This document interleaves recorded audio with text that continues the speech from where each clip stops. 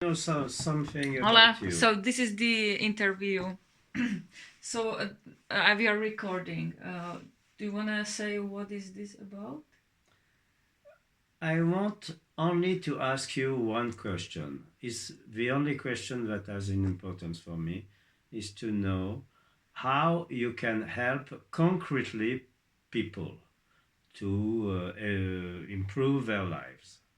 Okay, thank you. So I just, to make a context, I've been creating an interview about the rage clubs or conscious anger, emotional healing, and there you are, and my friend interviewing me about how can I help people in a concrete way. That's the question. So you're always talking about conscious anger, but I don't see how conscious anger can make people rich, make people more beautiful, make people have better relationship. In one word, improve the life of people. Tell me Okay. concretely. I want examples. Okay. So thank you for the question. So how can I help people to give them space to express and feel their emotions, let's say. Like to create, like let's say with the conscious anger, to create a space like you know me, I go to the hard gym, space where I have 10 minutes to be listened, and I offer someone the 10 minutes of space to go wild, to go crazy, to have a space where you know, when you have a tantrum, when you are angry, when you are really want to swear, all the gremlin shadow parts of you, you have space to be wild and crazy and explore. And why I'm so emotional? This is just to create this space for feeling liberation is the word. But there is a Healing. contradiction because many times in my relation with you, I have many tantrum, and I am very happy to have this tantrum because it liberates me. But you consider that it's not convenient to do that. So that means that you don't give me space to express myself. Yeah, and for me, so thank you for this feedback. And for me, it's learning how to give you space. Yeah. And also to protect my, or protect, like how to protect myself or give you feedback, how it makes me feel. And let's say guests. Imagine you receive guests. Yeah. You know, how do they feel if you suddenly start swearing or exploding? So this is like, no, I don't. It's the feedback. Like I remember, like once or twice I used the word shit or something, and you straight away said, "Oh, don't use this word. Don't use that." You know, as if I'm mirroring you just for fun, and it's not acceptable because you see that it creates like this really uncomfortable environment to live. It's not for living. The environment where you start swearing and then being an emotional, it's not really for life. You know, people are like to run away from places like that, I think. Okay, so what you are saying that it's allowed to have tantrum, but in a certain circumstances, in a special time, that you allow people to do that. Yes, and because I have so much experience with this work, I give you a lot of space and compassion, and or I take space like 5 minutes to just get out of the room when you want to ventilate this, and I'm not against it. It's just I want to propose the context, you know, like maybe go to the forest or become more conscious so it becomes more fun. We can make a theater about that, you know, like it's become like soft and smooth because then things are malleable. When things become more soft and smooth, you are not rigid about, yeah, like something like that. So I imagine that your work is helping people not that their tantrum or their anger doesn't destroy them. Yeah, Yeah, exactly. So yeah. it's not like it doesn't even destroy relationships or it doesn't scare people, you know, because oh my god, you know, you could have this tantrum, but it can scare people or like they don't want to talk to you, or I'm sure that you encountered neighbors or friends who don't want to talk to you after you say you are stupid or something, you know. And it's about, yeah, I'm allowed to have this emotion. I'm allowed to have this gremlin part of me who says, fucking, but you don't say that in front of the person, but you have a space to express that. Like, I fucking want to kill this person. We create spaces where I can express anything, but like to investigate why I feel so angry, I want to kill someone. It's a space where you don't have to directly say to someone, but like you have a space. Or for example, I don't feel sometimes welcome to be very sad around you that time, but there are places I can be crying. So then I was like, why am I just so sad all the time? So it's the space where I could just cry, and then why I'm so sad, and it's okay, and then it goes away, and there is a next step. Always there is something else. In fact, it's a way to cleverly release the tension to your work. Yeah, could be said so. Yeah. Or to transform The tension, like to transform this energy in something else. yeah, and they've been a lot of people been investigating it from many angles. I said to Camilla, Osho did his own way. Then possibility management. There are many schools who are finding own techniques. It's very similar, and yeah, it's like this, and. Like it stores in the body. There is also a clinic I go to once a week because it stores in the body, and you start having cancer, and you can have a sore throat, and I start healing even my problems. Yes, but you didn't invent anything, because for thousands of years people are practicing this conscious anger, Yes, and that's what I'm actually investigating now with the, like, let's say, possibility management, who are saying let's be more adult and do adult initiation, because as if it's lost. Because in past people used to be more like screaming and going into cold water, and nowadays a lot of things are lost in a Burger King culture about more like it's different. It's more. It's not totally lost, because many people put their anger in art or in sport. Yes. And that's the conscious anger. If it's conscious, that's great. But the other part is it's if you do it unconsciously. You, for example, are angry at your mother and you always play tennis. I fucking hate my mother, and you play. But if you don't really investigate why you play tennis, that the reason is you hate your mother, it's always unconscious. And let's say you liberate yourself, you go to session 30 minutes and like, I play this tennis because I hate my mother, I just hate her. And you just liberate it without using tennis as a tool.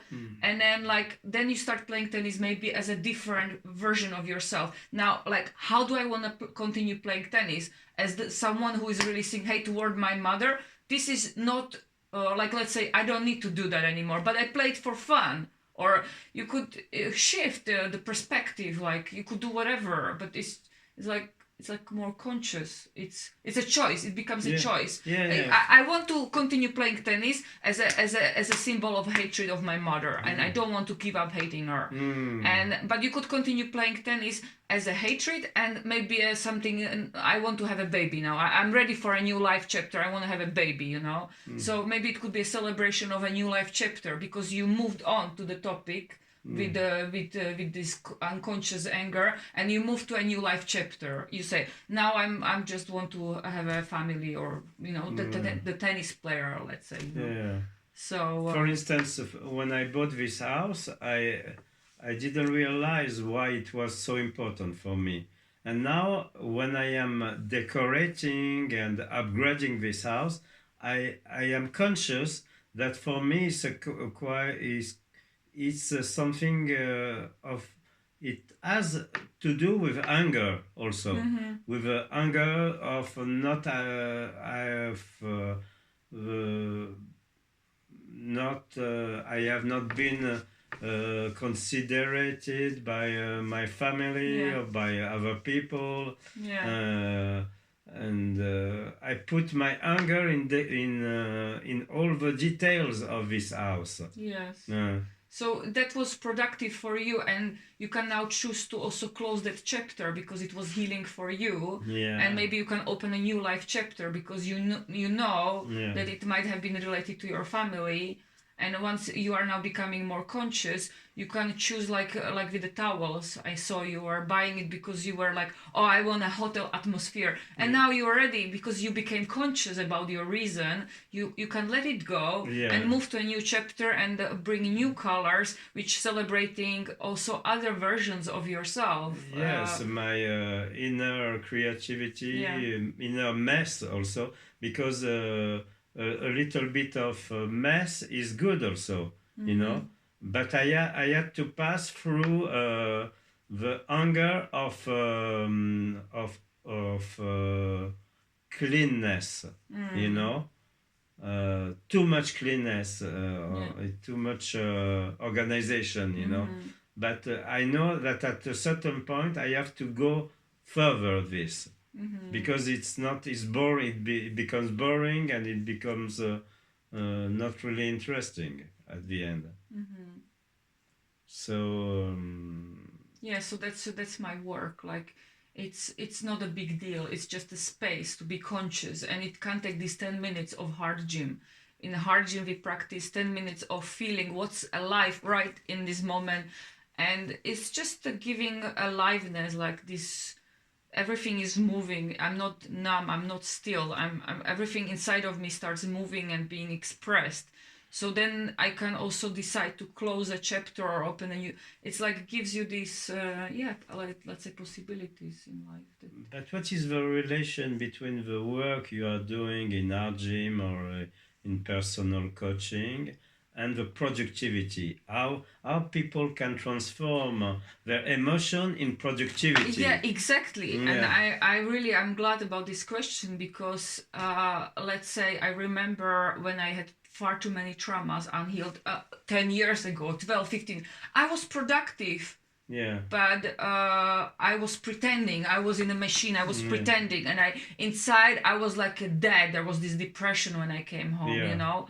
So that was one thing that I realized. And then there were times when I was maybe 14, 15, I already had many traumas, because so-called traumas because of my father, or I could not focus. I was like dissociating, you know. And I just, my father was like telling me what to do, and I didn't know how to handle myself because I was dissociating. I started to lose presence, and I didn't know that it was just because I was scared to feel and to tell him stop it, or tell him I need space. I didn't have the way to communicate with my father that I feel maybe overwhelmed by him, or I need to take 5 minutes from him, or how to relate to him. And I was just taking it as I am the bad one, or I was being very small because I didn't have much confidence. And in fact, it was also him. He was putting too much pressure on me, and it took me years to develop actually confidence. And so it can help to be present, and to maybe not to play small, not to play too big, to be just somewhere fluidly with people. Like, I'm not being too big, too small. You just here, and it doesn't have to be emotional, nothing. I'm just here, you know, and I can put my emotions on the side.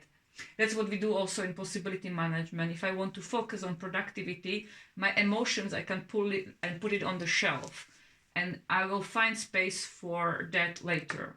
So I can focus on, like, if I have projects like you or something, and it's productivity and the conscious anger or conscious sadness or conscious fear or conscious joy. So for you, being productive is not the ultimate solution.